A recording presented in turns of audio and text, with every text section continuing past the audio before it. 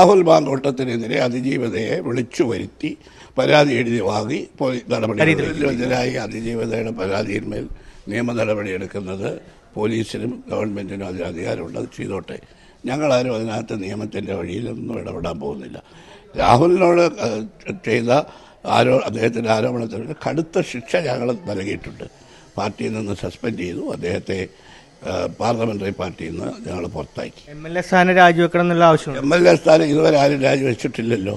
Marxist പാർട്ടിക്കാരല്ലേ ആവശ്യപ്പെടുന്നത്. ഇതുപോലുള്ള ആരോപണം ഉണ്ടായ MLA ഇപ്പോഴും മാർക്സിസ്റ്റ് ബെഞ്ചിൽ അവിടെ ഇരിക്കുകയല്ലേ. ഇപ്പോൾ ഈ പരാതി 3 മാസത്തിന് ശേഷം, നേരത്തെ അതിജീവിത പരാതി കൊടുക്കുമെന്നൊക്കെ വാർത്തയുണ്ടായിരുന്നു.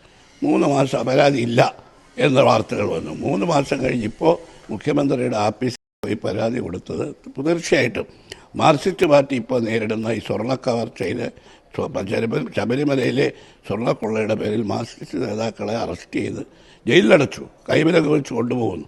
അപ്പോൾ മാർക്സിസ്റ്റ് പാർട്ടിക്ക് പ്രതിരോധിക്കാൻ നിവൃത്തിയില്ലാത്തപ്പോൾ രാഹുൽ മാങ്കോട്ടത്തിനെതിരെ അതിജീവിതയെ വിളിച്ചു വരുത്തി പരാതി എഴുതി വാങ്ങി നടപടികളിലേക്ക് നീങ്ങുകയാണ്. കേസിന്റെ തുടർ നടപടി കോൺഗ്രസ് നിരീക്ഷിക്കുന്നുണ്ടോ? തുടർ നടപടിയിൽ പാർട്ടി എന്തിനാ ഇടപെടുന്നത്? അതൊക്കെ രാഹുലാണ് നിയമത്തിന്റെ നടപടികളുമായി. ക്യാമ്പയിനിലൊക്കെ സജീവമാകുന്നുണ്ട്. അല്ല, അദ്ദേഹം ക്യാമ്പയിനിൽ സജീവമാകുന്ന അദ്ദേഹത്തിന്റെ നിയോജക മണ്ഡലത്തിൽ പോകരുതെന്ന് വിലക്കാൻ ഞങ്ങൾക്ക് സാധിക്കുമോ? MLA സ്ഥാനം രാജിവെക്കുന്നതിനെ സംബന്ധിച്ച് ഞങ്ങൾ എടുത്തിട്ടുള്ള തീരുമാനം അന്തിമ വിധി വരട്ടെ. Thank you.